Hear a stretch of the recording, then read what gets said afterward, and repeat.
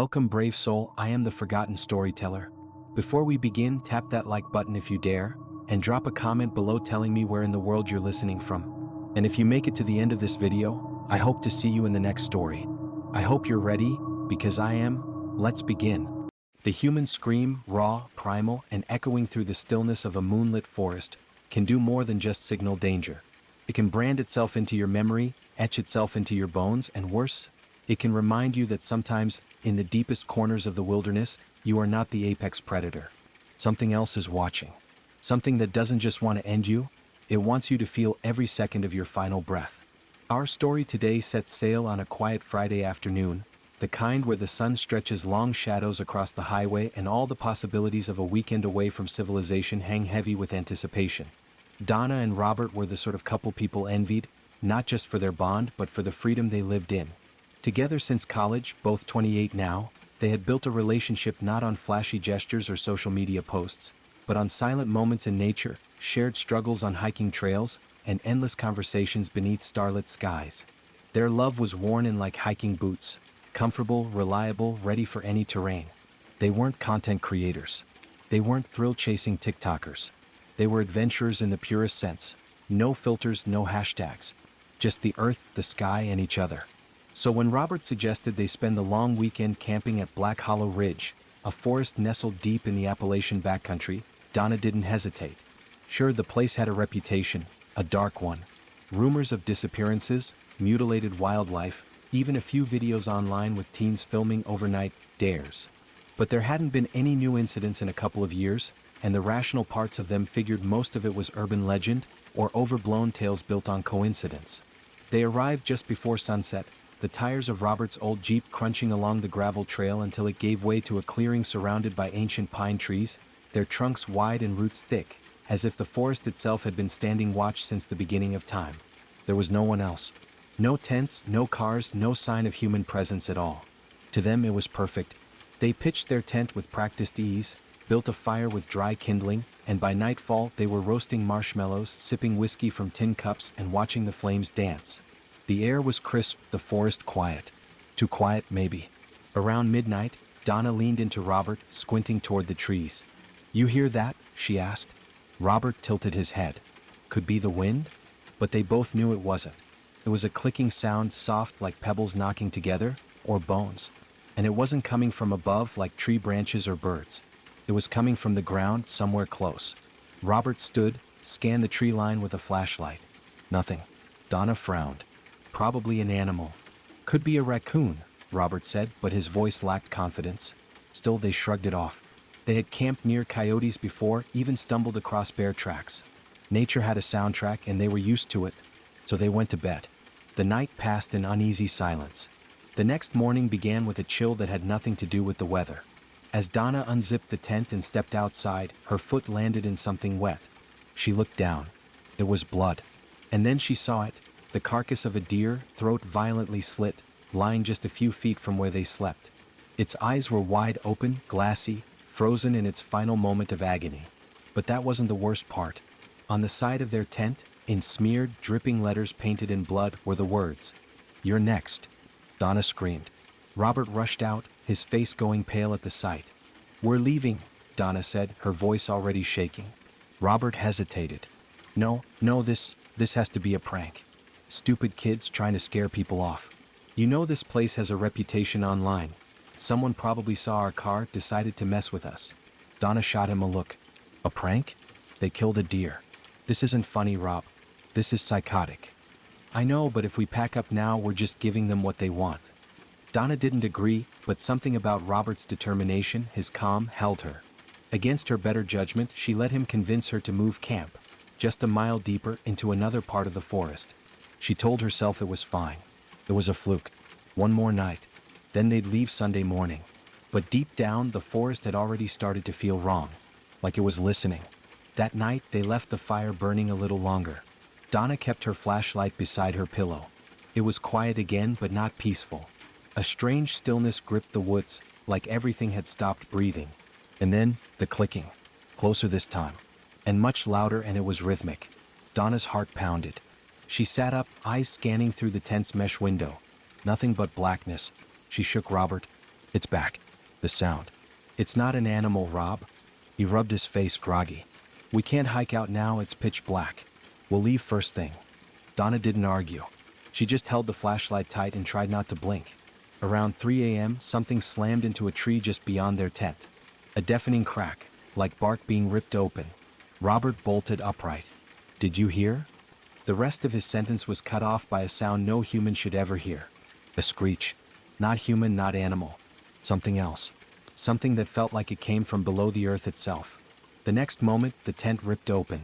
Claws, long, black, jagged like shards of obsidian, tore through the fabric, and in one horrifying motion, Robert was yanked out into the night.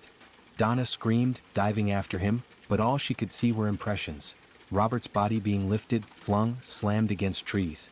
But the thing holding him? Invisible. It roared and blood rained down on the tent, splattering Donna's face, her hands and the ground. Then silence. And then, a thud. Robert's body dropped next to the tent, twisted, motionless. Donna froze, unable to scream, unable to move. And then she saw it. The grass parting, bushes swaying, footsteps of something walking away, but she could not see what was making the footsteps. Only then did she let the tears fall. She sat there, trembling, until sunlight broke through the treetops. Then she ran. By the time Donna reached the Jeep, her hands were trembling so violently she could barely get the key into the ignition. Her clothes were soaked in Robert's blood. The metallic tang of it sat thick in her nostrils. She didn't look back. Not once. As the forest disappeared in her rearview mirror, all she could think about was how long it would take before someone else stumbled upon that horror. But when she reached the nearest town, just over an hour's drive away, she didn't go home. She drove straight to the local police station. By then, the sun was high in the sky. She should have felt safe. But safety was a myth now, an illusion Donna couldn't afford to believe in. She burst through the precinct doors like a woman possessed, wild-eyed, blood-streaked, screaming incoherent fragments. There's something out there, something that killed him. It took him. It wasn't an animal. It wasn't. The officers acted quickly. They got her water, brought a medic. They filed a missing persons report, noted her injuries, then assembled a search team. By noon, they were back at Black Hollow Ridge. But the scene she'd left? Gone. The clearing was pristine. No tent. No blood. No Robert. Even the deer carcass from the day before had vanished without a trace. The pine needles on the forest floor looked undisturbed, as if no one had ever set foot there. Donna stood at the edge of the clearing, mouth wide open in disbelief, her mind unraveling. This is where it happened, she said weakly. The sheriff narrowed his eyes. Ma'am, are you sure you weren't camped somewhere else? I'm sure, she whispered. It was right here. The sheriff exchanged a look with the others. He didn't say it, but she could feel the doubt crawling into the air. Nothing's here now, but we'll keep looking, he said. They didn't find anything that day, or the next day. A week passed then too. Donna returned home alone. They ruled Robert's disappearance as inconclusive. No evidence of foul play. No signs of struggle. No body. Just her story. And the world moved on. Donna didn't. She barely left the house. The whispers of the forest had followed her home, crawling inside her walls. She kept the windows locked, kept knives under her pillow. Every creak of the floorboards, every rustle of wind outside her home set her nerves on edge. She replayed the moment Robert was taken over and over again. She saw his body being flung by nothing, saw the blood cascading like a waterfall. But what haunted her the most was the bushes parting, that invisible thing walking away, leaving no sound, no trace. She started to think she was losing her mind. Until the writing appeared. It was 3 months after the incident. A cold October evening. The air had just started to bite with winter's edge. Donna had just finished brushing her teeth and stepped into her bedroom when she noticed something strange. There was moisture on the mirror, but the bathroom fan had been on. She looked closer. Written in the fog, smeared with something dark and red, was the message. You're next. Her body turned to ice. She backed out of the room, heart hammering, grabbing her phone. She snapped a photo, but when she looked down at the screen, the words weren't there. She looked up again. The mirror was clean. Donna fell to her knees. Was she hallucinating? Was her trauma taking physical shape? Or had she brought something back with her? She tried therapy, medication and sleep aids. Nothing helped. Each night she felt the forest creeping closer. Not physically but in her soul. Like its roots were inside her now, coiling tighter with each passing day. The sounds returned, clicking, tapping, whispering. but never when someone else was around. She started seeing shadows where shadows shouldn't be, shapes flitting in her peripheral vision, the smell of pine sap and blood in her hallway, footsteps in the attic above her bedroom. But the attic was empty, always empty. She bought cameras, security lights. Nothing ever caught it, because how do you capture something that isn't there? Donna began to realize something terrifying. It wasn't done with her. One night, she awoke to her bedroom door creaking open slowly, though she always locked it. Her heart dropped into her stomach. She reached for the lamp. Nothing. The bulb had blown. Her flashlight was gone. Then she heard it again. Click, click, click. Not in the hallway. Not outside. In the room. She sat frozen, her eyes darting through the darkness. Then a sudden gust of air, cold and unnatural, blew across her face. And then, a whisper as though carried by the forest wind. Time's almost up. She screamed, but no sound came out. Her body wouldn't respond. Then she saw the mirror again across the room. Though no light was on, she could see the reflection. Something was standing behind her. Its outline was barely visible, like smoke in water, but its eyes glowed like dying embers. She spun around. Nothing. She looked back. The mirror was cracked. The next morning, she packed a bag and drove back to Black Hollow Ridge. Not because she wanted answers, but because she realized the truth. Running wasn't going to save her. She parked near the same gravel trail and stepped into the forest, following her memories. The branches seemed to whisper her name. The deeper she walked, the more the forest seemed to remember her too. At some point, she noticed the sounds, footsteps behind her, matching her own. Then a second set. Then a third. When she turned, nothing. But she could feel it now. It wasn't stalking her. It was guiding her. Back to the clearing. Back to the place where it had taken Robert. And there, where nothing had been for months, stood a single object. Her tent. Still bloodstained. Still torn. Exactly as she had left it. Donna didn't scream. She stepped toward it. The tent sat there like a monument to madness, half collapsed, the side still gashed wide open where something had clawed through the nylon and fabric. The words written in blood had long since dried, but they were still visible. "You're next." Donna stood frozen at the edge of the clearing, her breath shallow, heart threatening to punch through her chest. The air here was still, too still. No birds, no wind, no forest sound at all. Even the insects were silent. It was as if the entire woods were holding their breath, watching. The rational part of her mind begged to leave. But she didn't move. Couldn't. Some quiet part of her, buried beneath fear and trauma, whispered that this place wasn't done with her, and she wasn't done with it. Slowly, Donna stepped toward the tent. Her boots crunched over dead leaves and sticks that hadn't been there 3 months ago. It was like the forest had rearranged itself, preparing for her return. When she reached the tent, her fingers trembled as she reached out and touched it. It was very cold. The blood had dried into a brown crust, cracking under her touch. She crouched low and peered inside, expecting, praying she'd find nothing. But what she saw made her stomach churn. Inside, placed precisely in the center like a grim offering, was Robert's backpack, just sitting there unzipped.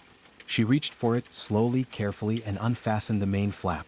Inside, she found his notebook, filled with gear checklists and travel notes, but also a page she didn't remember. A torn sheet folded over several times, stained on the edge. She opened it. Scrawled across the paper, in handwriting that wasn't Robert's, were the words, "You stayed when you should have run. Now you walk the path alone." The page trembled in her hands as the temperature around her dropped, noticeably. That's when she felt it. A presence behind her. She didn't turn around. Instead, she whispered, "Why me?" The answer came like a gust through the leaves, a soundless voice vibrating in her bones. "Because you saw it. Because you survived. Because you remember." And then the forest moved. Not the trees.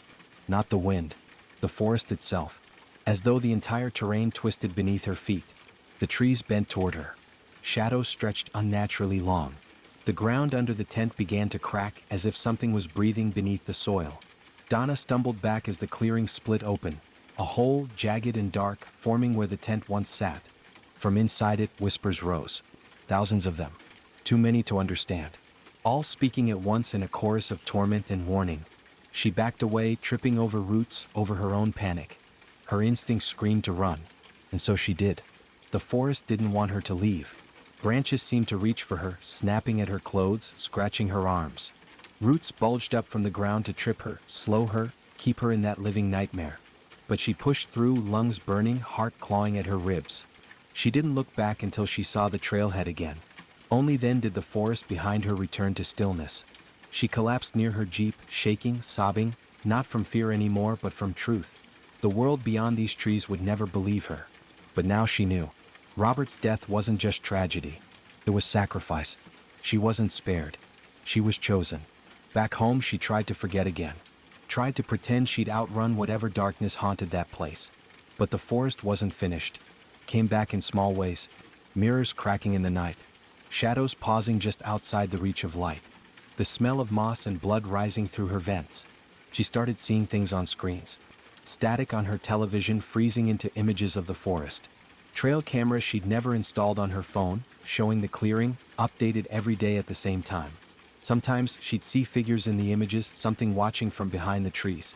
And sometimes Robert, but only for a second. And then he'd vanish. Weeks passed like this until Donna reached the edge of her sanity again. And that's when it returned. The writing, same as before, on the bedroom mirror, but this time longer and fresh, still dripping. You came back. It followed. You were warned. You are next. The droplets ran upward instead of down. Donna didn't scream. There was no point anymore. She knew now it wasn't the forest. Not really. The forest had just been a gateway. The real entity, the one that hunted them, was never bound to the trees. It could follow. It had followed. And now it was in her home. That night the dream came. But it didn't feel like a dream. It felt like a memory from the future. She stood once again in the clearing. The same cold air. The same silence. But this time she wasn't alone. Robert stood before her. Not bleeding. Not broken, he was alive. He held out his hand, eyes wide with sadness, and whispered, "I see it now. There's no escaping it. Only joining." Behind him the forest writhed. The trees cracked open, revealing something vast and unspeakable behind them. A shape with too many limbs, eyes where no eyes should be, and a mouth that stretched across the horizon. It saw her. It opened, and the whisper came again. "You're next." Donna woke with blood on her hands. The mirror was shattered. The front door of her house was wide open, and in the hallway leading out into the dark street were a set of bloody footprints. Human but not hers. She picked up the flashlight, stepped into the cold. The night air was brittle with silence. A silence too complete to be natural. Not a car. Not a dog barking. Not even the rustle of wind through the trees. Donna stepped out barefoot onto the pavement, the concrete still warm from the day's sun, but she felt cold deep inside, as if something ancient had reached into her and turned down the heat of life itself. She followed the footprints. Each one slick, red, perfectly human. They led her down her driveway, across the street, and into the small patch of woods behind the neighborhood. A stretch no more than 2 acres, but tonight, it felt like it stretched forever. The flashlight flickered. Twice. And then the beam went out. She smacked it. Nothing. Just the sound of her own shaky breath in the darkness. And then, click, click, click. That same sound. The one from the tent. The one that wasn't animal, wasn't human. Bones on bark. Teeth on teeth. Something mimicking life but not understanding it. She turned back toward her house. But it was gone. Not like vanished. Like, the street was no longer there. In its place stood trees. Tall, impossibly wide. She hadn't taken more than 20 steps, and yet the world around her had shifted. Time and space, orientation, all wrong. Donna spun, flashlight still dead, now surrounded by trees she didn't recognize. The forest had found her again. But this time, it hadn't waited for her to come. It had come to her. She ran. Blind, stumbling, crashing through brush and over fallen logs. The woods closed in tighter with every step, branches scraping at her skin like grasping hands. Somewhere in the dark, she heard a voice. A child's voice. It was very soft and crying. "Help, help me." She stopped and turned. "Hello," she called out. "Who's there?" No answer. Only weeping. She pressed on, following the sound. But the cries grew fainter with every step until they vanished completely. Then the whispering returned. Not one voice now. More like hundreds and thousands. All around her. Like wind in the leaves. Like secrets being passed between the trees. And above them all, one voice deeper than the others. Not louder but heavier. A voice that sank into the bones. "You left him. You ran. Now run again. And see where it ends." The woods parted. She stumbled into a clearing. The same clearing. Black hollow ridge. But how? She'd been miles away. In town. In her home. Now she stood once more before the tent. Still bloodied. Still torn. And there, lying beside it, was Robert's body. Exactly as she had seen it months ago. Exactly where he had fallen. Except now his eyes were open. And he was looking at her. "Robert?" she whispered, stepping forward. His chest didn't move. He didn't blink. But his eyes, glass-like and sunken, were locked on hers. "Help me," he croaked. She dropped to her knees beside him, tears streaming down her face. "I'm sorry," she sobbed. "I didn't know what to do. I couldn't fight it." "Too late," he whispered. "It's in you now." Then, slowly, his mouth stretched open, wider than humanly possible. His jaw unhinged, tendons snapping, bone cracking, until his mouth became a gaping hole of blackness, and from it something began to rise. It looked like a shape, a liquid shadow. No form, no face, just presence. The thing from the forest. The one that takes you forever. Donna stumbled backward as the shape spilled from Robert's mouth and rose like smoke, towering, featureless, yet undeniably alive. It made no sound, but the air around it vibrated with its intent. And then click. The sound of claws. Click, click, click. She stepped forward, slow, deliberate. Donna screamed and ran, not to escape, but because her body refused anything else. But the forest shifted again. The path she'd come from twisted. Trees turned. Roots lifted. The clearing extended, endless. There was no way out. The entity loomed behind her. And then it spoke. Not aloud. Inside her. "Your turn. You saw and you lived. You carry me now." The air grew thick. Her lungs burned. She dropped to her knees, gasping. Her skin itched from the inside. Her vision blurred. And then, it entered her. Donna woke up in her bed. Morning light streamed through the window. Birds chirped. Everything looked normal. Was it a dream? She sat up. Her feet were muddy. Her hands, scratched and bleeding. Her arms ached like she'd run a marathon. She staggered to the bathroom and turned on the faucet. But the mirror was gone. In its place, scrawled into the drywall, were claw marks, 5 deep gashes, slashed across where the reflection used to be. Below them, smeared in dried blood. "Thank you for coming back." She didn't return to work. Didn't answer calls. Didn't sleep. Not really. Because every time she closed her eyes, she saw the forest. The same clearing. The same blood. And Robert standing there. Smiling and waiting. The days bled into each other after that. Donna lived in a haze. Her movements mechanical, her thoughts fragmented. Food lost its taste. Time lost its grip. She kept the curtains drawn, locked every door twice, and stuffed towels beneath them like they could somehow keep it out. But deep down she knew. It was already inside. Whatever had followed her from Black Hollow Ridge wasn't a creature of muscle and claw. It was something older, more insidious. A parasite of memory, of awareness. The moment she had seen it, truly seen it, when she watched it lift Robert like a rag doll and rip him apart without ever revealing its face, something had passed between them. And now it lived beneath her skin. The final straw came on a Thursday night, sometime after midnight. Donna woke to a sound she hadn't heard since the forest, the clicking. But this time it wasn't distant. It was inside her bedroom. Click, click, click. Via long pause. She sat up, barely breathing, and turned toward the sound. Her eyes adjusted slowly. The silhouette of a figure stood at the foot of her bed. It didn't move. Not at first. Then it leaned forward, impossibly slow, and whispered, "It's your turn." She woke up again. This time on the floor. The sun was up. Except, the bed was gone. Not just the sheets, the frame, the entire bed. In its place, carved into the hardwood floor, were symbols.